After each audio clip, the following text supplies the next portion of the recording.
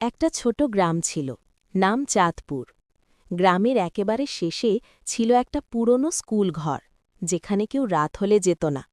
লোকেরা বলতো মাঝরাতে ওখান থেকে টিকটিক শব্দ শোনা যায়, ঠিক যেন কারো হারানো ঘড়ি ডাকছে।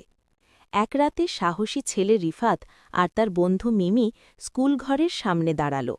চারপাশে কুয়াশা, মাথার ওপর পূর্ণিমার চাঁদ। হঠাৎ ঠান্ডা বাতাস বয়ে গেল, আর অন্ধকারের ভেতর থেকে ধীরে ধীরে বেরিয়ে এলো এক ভূত বাচ্চা। ভূতটা কাপা গলায় বলল, আমার ঘড়িটা হারিয়ে গেছে, কেউ কি একটু সাহায্য করবে?